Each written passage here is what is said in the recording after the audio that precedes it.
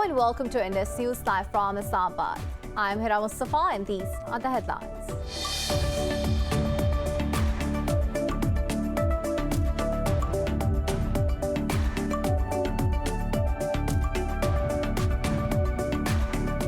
CIA's Director William Burns has appreciated Pakistan's role in the Afghan situation, including successful evacuation operations.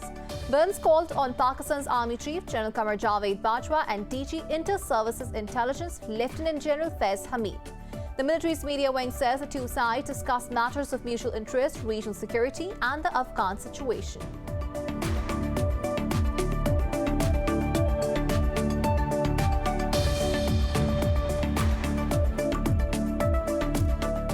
US and Qatari officials say the new Taliban government has allowed 200 foreigners to leave Kabul on chartered flights. This will be the first evacuation since the last US military planes left the airport in late August to complete the pullout.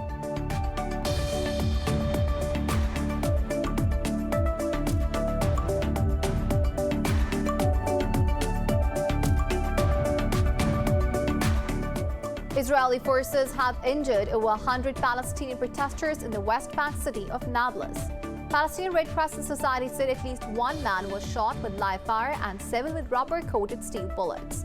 The protesters had gathered against Israel's aggression towards Palestinian detainees and harassment of their families.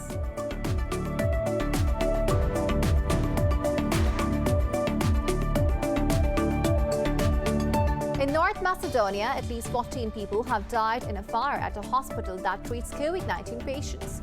Meanwhile, Pakistan has registered 84 deaths from the virus and over 4,000 cases in the past 24 hours.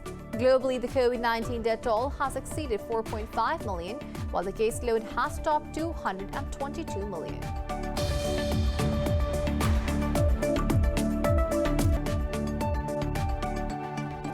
Well, those were the headlines. News in detail coming after the short break. Stay with us.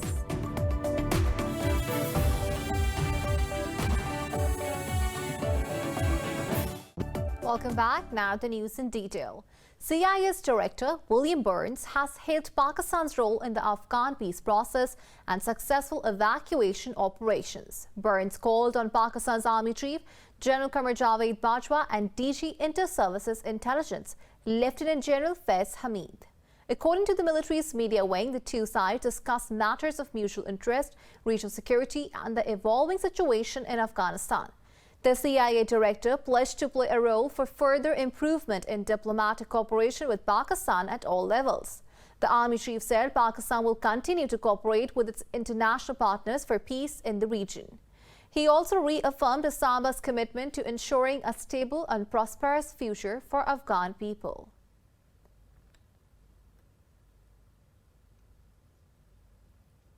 Pakistan's aircraft carrying relief goods and humanitarian assistance for the Afghan people has arrived in Kabul. It is one of the 3 C-130 aircraft that have been sent off to the war-torn country by Islamabad. Officials say the package comprises around 10 tons of flour, 1.5 tons of butter, and a huge quantity of medicine.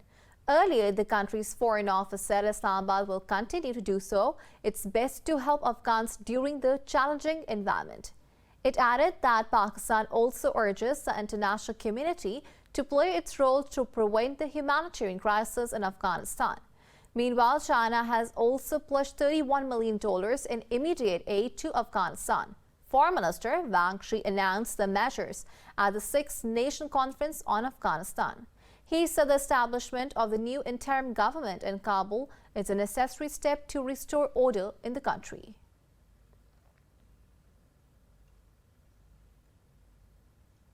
Around 200 people have reportedly been cleared by the Taliban to leave Kabul on a Qatari flight. It is unclear at this stage how many Americans are expected to be on board the flight to Doha or what the nationalities of the remaining evacuees may be. The Taliban's acting foreign minister, Mawlavi Amir Khan Muttaqi, thanked Qatar's envoy for Doha's efforts in restarting flights out of Kabul. The last US military planes left the city's airport just ahead of an August 31st deadline, marking the full withdrawal of American forces. That landmark movement came only 2 weeks after the Taliban seized control of the capital. The flights come 2 days after the Taliban announced an interim government. The US says it has not validated the interim setup but will continue to engage with it for evacuations. Meanwhile, the head of the interim Taliban government has called on former officials to return, saying safety will be guaranteed. For more on this, we are joined by Dr. Hasnain Javed, Foreign Affairs expert. Thank you for your time. Now, Mr. Hasnain, the US and its allies have more or less conditioned release of Afghanistan's fund based on their checklist that they want the Taliban to strictly follow. Would this carrot and stick method benefit Afghanistan that has just come out of a 2 decades long war? I mean, different kind of sanctions, different kinds of promises, different kinds of understanding between the different nations.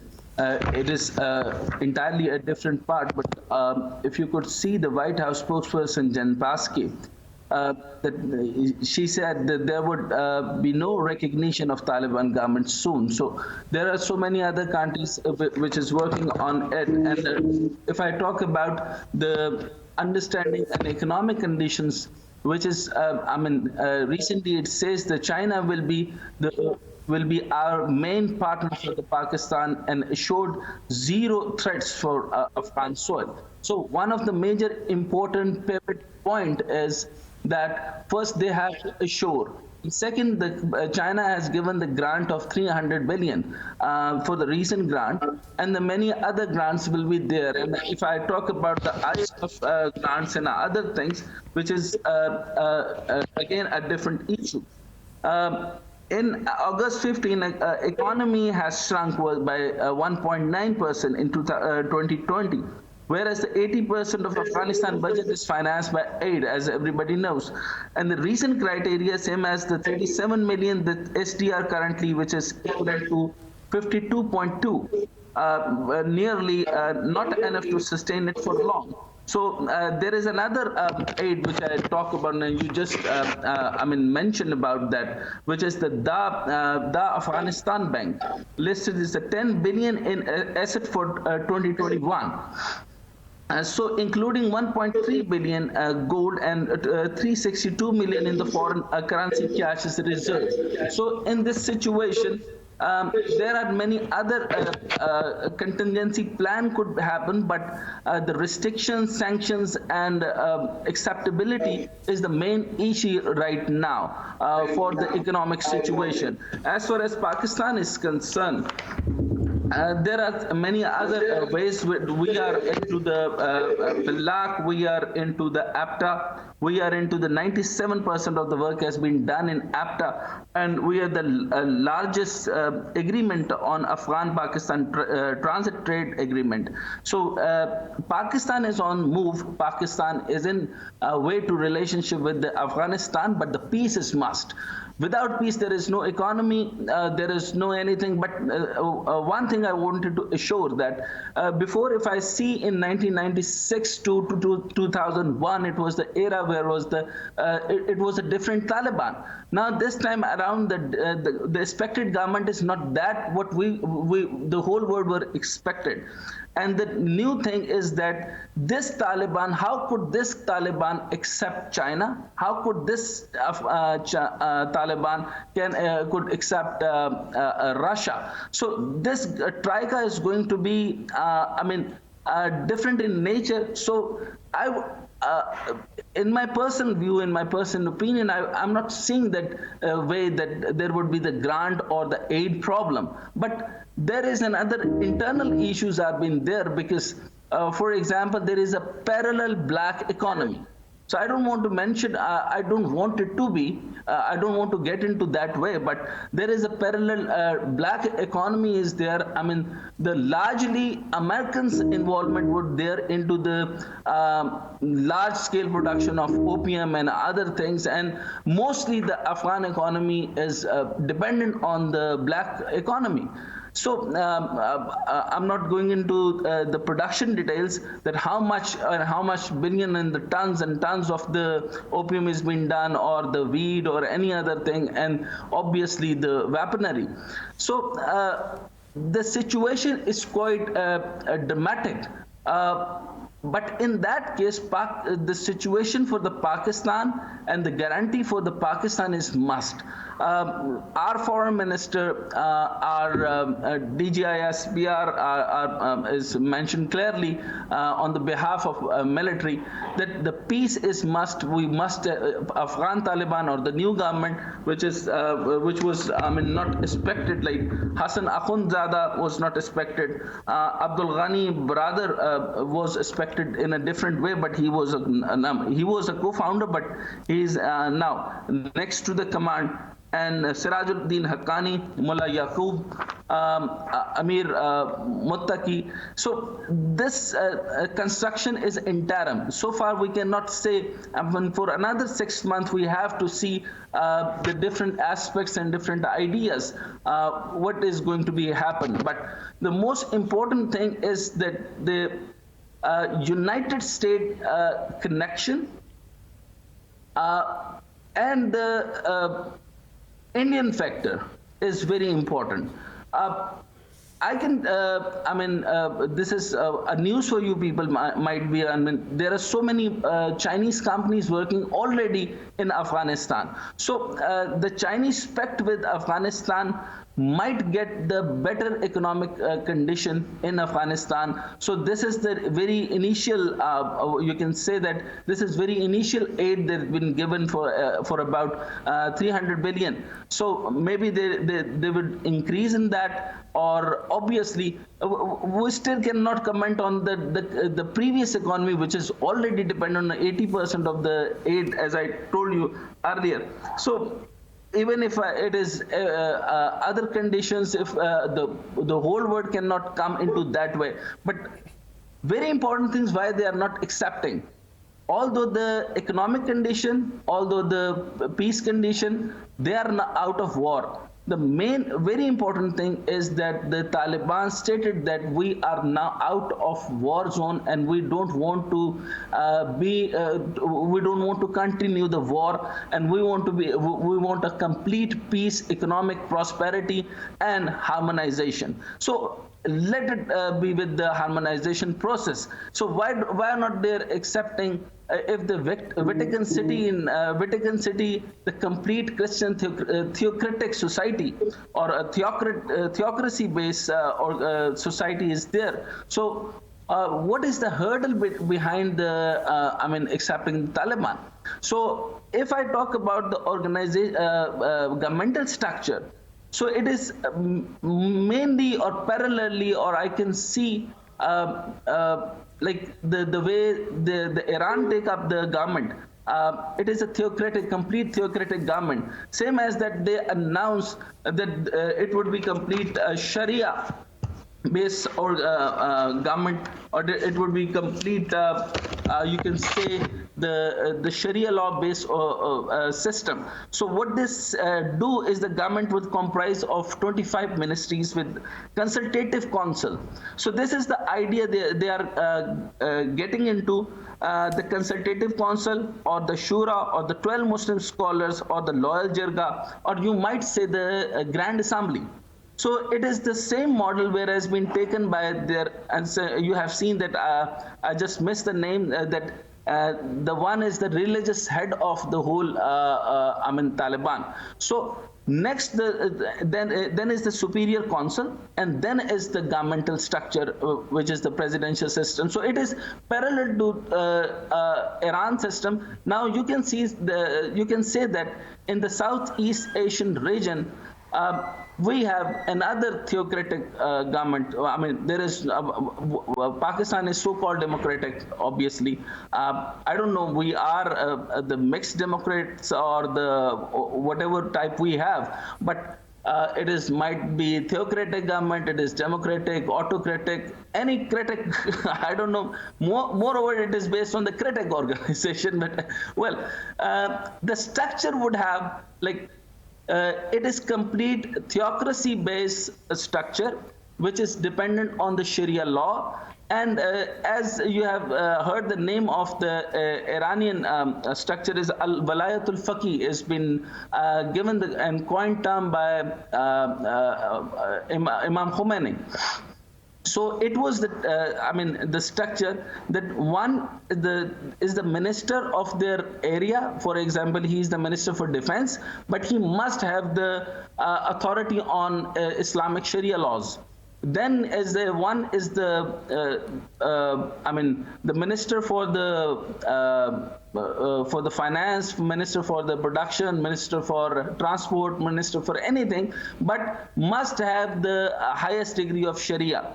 Right. What are the biggest challenges standing in the way of a stable Afghan government that could boost regional connectivity? See, what Taliban says, this is to be on the positive point. I have taken up the few, mixed points, not completely pro, but not completely negative. But if I focus on the Taliban, what Taliban want, they want a strong and healthy relationship with the neighbor and all other country based on the mutual respect and interaction. Then is the law about the territories. So what they are saying is that not conflict with the complete Islamic law and the country's national values. So what they want national identity. Second, they says Taliban or the cabinet selection.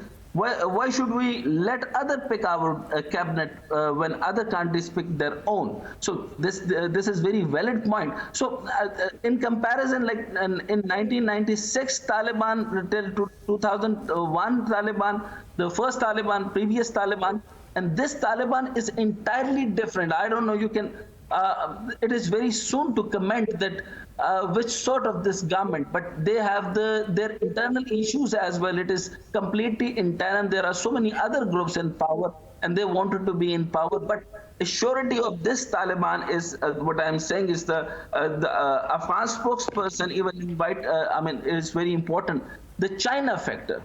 So what we have to have in our mind is the China factor.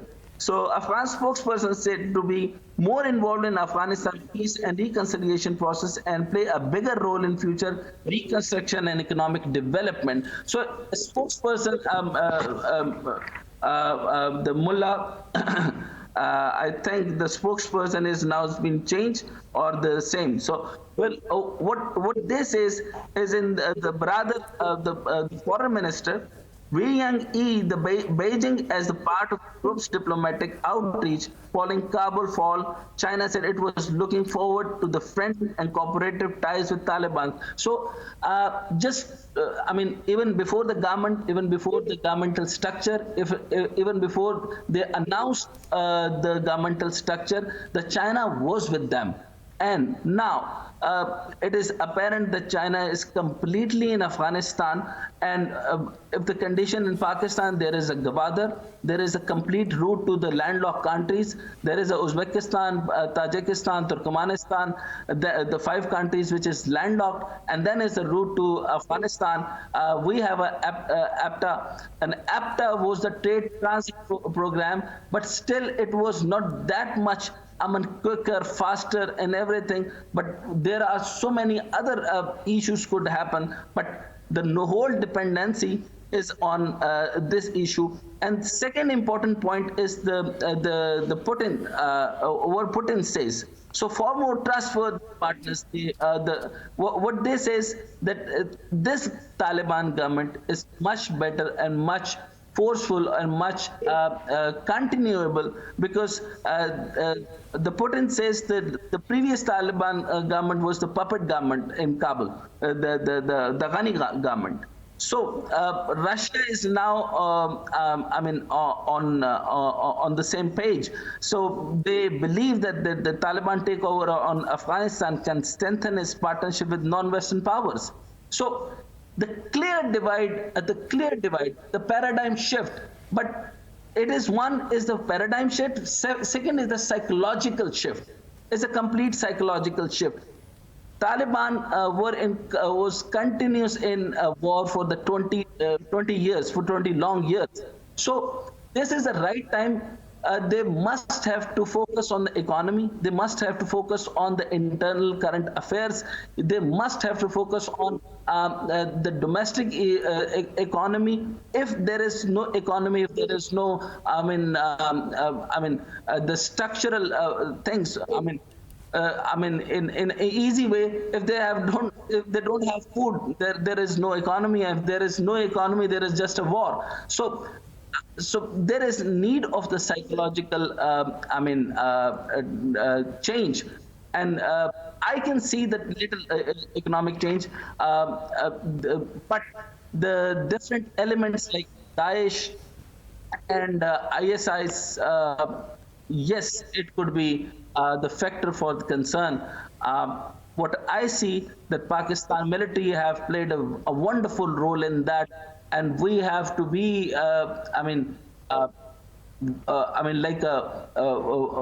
we have to watch it in depth that what is going to happen in other 6 months, and that other 6 months is prominent and very much important.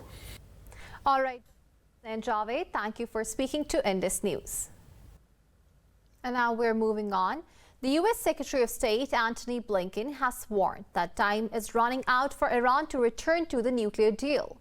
In a press briefing, Blinken said Iran's advancing nuclear program can render the return to deal is pointless.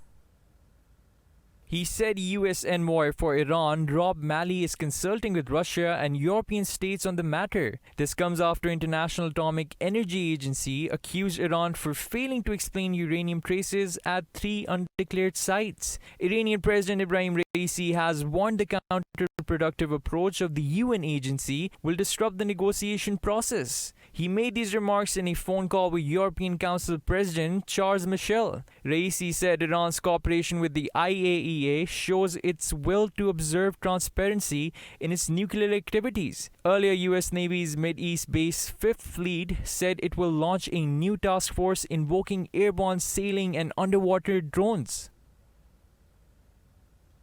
Israeli forces have injured over 100 Palestinian protesters in Nablus city on the West Bank. Palestinian Red Crescent Society said at least 1 man was shot with live fire and 7 with rubber-coated steel bullets. The protesters had gathered against Israel's aggressions towards Palestinian detainees and harassment of their families. Massive rallies are being held throughout the West Bank in support of the prisoners in Israeli jails. The occupying forces are also arresting relatives of Palestinians who are on the run after escaping from a maximum security prison. The Arab coalition says it has destroyed several explosive-laden drones launched by Houthis. In a statement, the coalition said the drones were aimed at the Saudi city of Khamis Mushat. Meanwhile, the coalition-backed Yemeni military claimed to have launched the biggest air raids on rebel sites in the city of Taiz. A Yemeni army official said airstrikes destroyed ammunition and missile stores, rocket launchers, and a command and control room. The Arab media said the coalition's missiles struck the city's airport and an air defense military base. Earlier, 60 rebels and 18 pro-government troops were killed in fighting for the strategic city of Marib. In North Macedonia, at least 14 people have died in a fire at a hospital that treats COVID-19 patients. Globally, the COVID-19 death toll has exceeded 4.59 million, while the caseload has topped 222 million. More in this report. The mutating variants of COVID-19, rising cases, and faltering vaccination drives have prompted nations to step up restrictive measures once again. The Pan America Health Organization has warned that new cases in Americas are nearly double the rate than last year, this time amid lagging vaccination rates. U.S. President Joe Biden is set to present a 6-pronged strategy to fight the spread of dangerous Delta variant. In Europe, the bloc medicines regulator has added an extremely rare nerve-damaging disorder as a possible side effect of AstraZeneca's vaccine. Meanwhile, Austria has decided to impose restrictions on unvaccinated people in future as the occupancy rates in intensive care units rise. It is clear that we do not intend to impose any restrictions on the vaccinated, but will put in place protective measures for the unvaccinated where necessary. There is therefore a step-by-step plan, which we will also forward to you, that affects the unvaccinated. Germany is extending its COVID-19 emergency aid for struggling companies by 3 months until the end of this year. Ireland has announced to give vaccine booster shots to elderly people who were fully vaccinated at least 6 months ago. New Zealand has reached a deal with Spain to receive over 250,000 doses of the Pfizer vaccine. Meanwhile, despite rising cases, Sydney's cafes, restaurants and pubs are set to reopen in the second half of October. I want to stress that whilst today the New South Wales Government is outlining our plan, our roadmap for the way forward in New South Wales, that we're definitely not out of the woods. We know that case numbers are likely to peak in the next week or so, and we also know that our hospital system will be under the greatest stress in October. In Asia, Taiwan has announced to issue stimulus coupons to boost their consumer spending by $7.22 billion to support its pandemic-hit economy. Japan has extended curbs in Tokyo and other regions until the end of this month to prevent overwhelming of hospitals.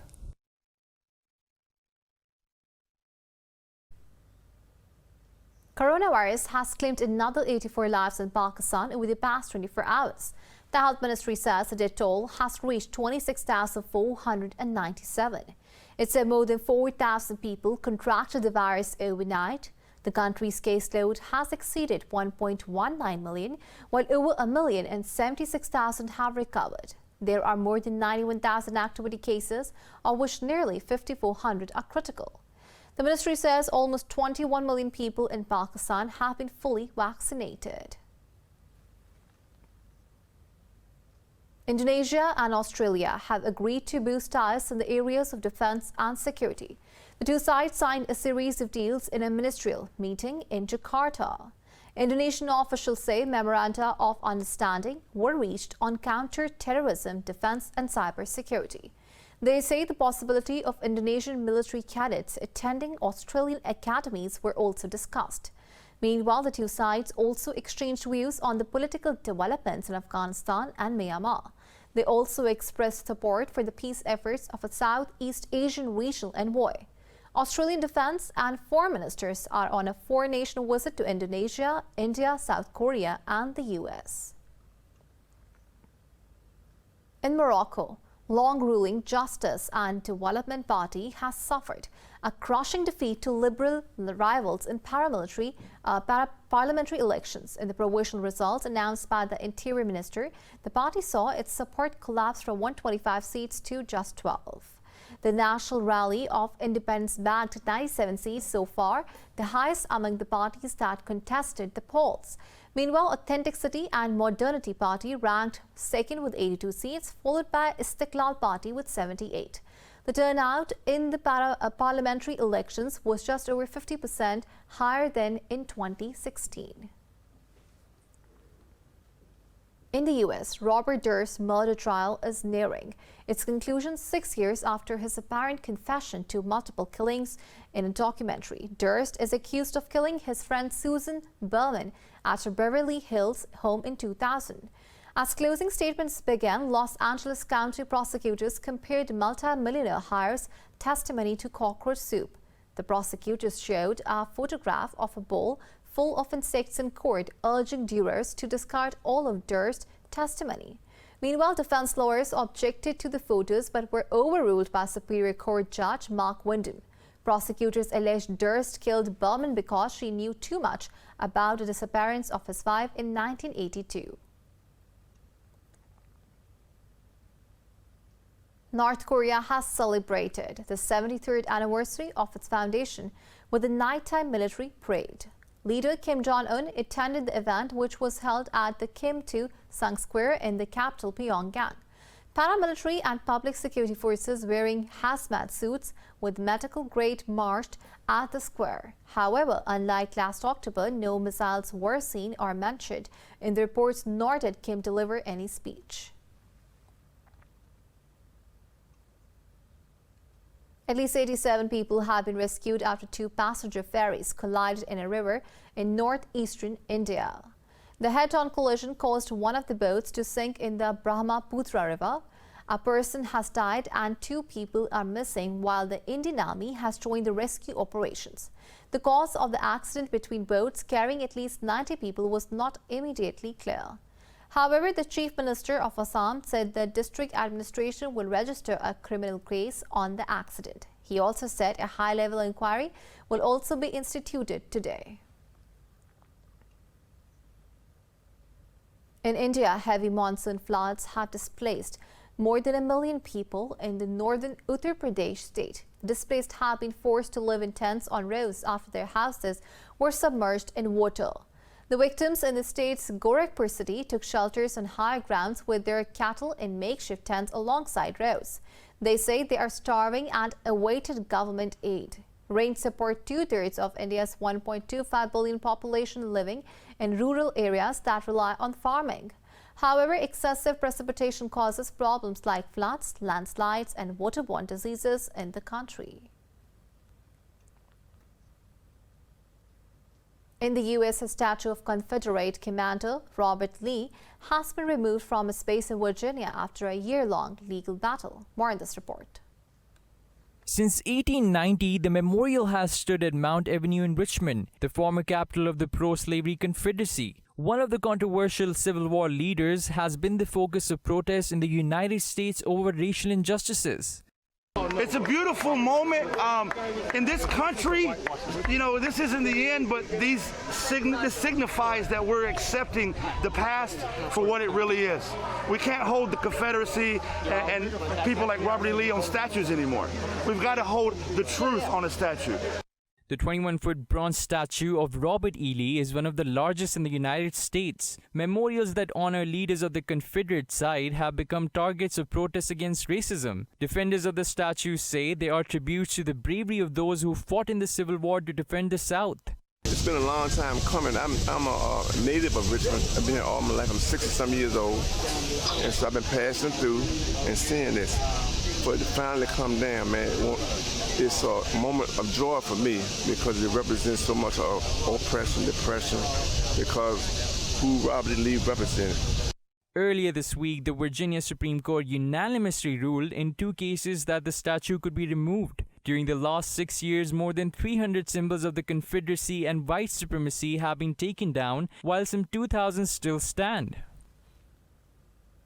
Auto giant Toyota says it will invest over $100 million for local production of hybrid electric vehicles in Pakistan. The company said it has plans for localization of components and planned expansion at Karachi's Port Qasim Industrial Hub. This comes after the company's officials held a meeting with Prime Minister Imran Khan in Islamabad. The officials also hailed the Pakistan government's policies to encourage low-carbon mobility solutions. European stocks have retreated as investors cautiously await the ECB's outlook on inflation and interest rates. The European Central Bank will announce its latest monetary policy decision today. FTSE in London led the losses, dropping more than 1.25%. Italy's FTSE MIB more nearly 0.75%. The Pan-European Stock 600 and CAC 40 in Paris each fell more than 0.5%. Frankfurt's DAX also shed close to 0.5%.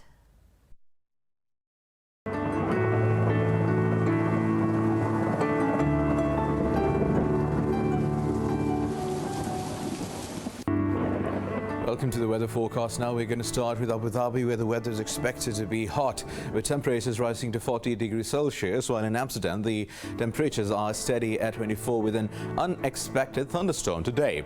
Now if we head to Ankara, there is also sunny weather with temperatures at 30. Now moving down under to Auckland, the temperature is chilly at 16 with rain in forecast. Now if you are traveling to Bangkok, there will be a thunderstorm with temperatures around 29 degrees Celsius. Now in Beijing, temperatures are at 27, accompanied with layer of clouds in the sky, while Beirut will also experience partly sunny weather with temperatures at 31. Meanwhile, Berliners will experience temperatures at 26 degrees Celsius, accompanied with sunny sky. Now, if we're heading to Cairo, the sun will be out with temperatures at 37 with clear sunny sky in the forecast. And down under in Canberra, the temperatures are at 19 with partly cloudy weather today. In Islamabad, temperatures are 29 with thunderstorm in the forecast, while in Jakarta, the temperatures are steady at 33 along with the rain today. And that is all for now. Back to you. Thank you, Muneeb. For the latest updates, you can follow us on social media at indus.news.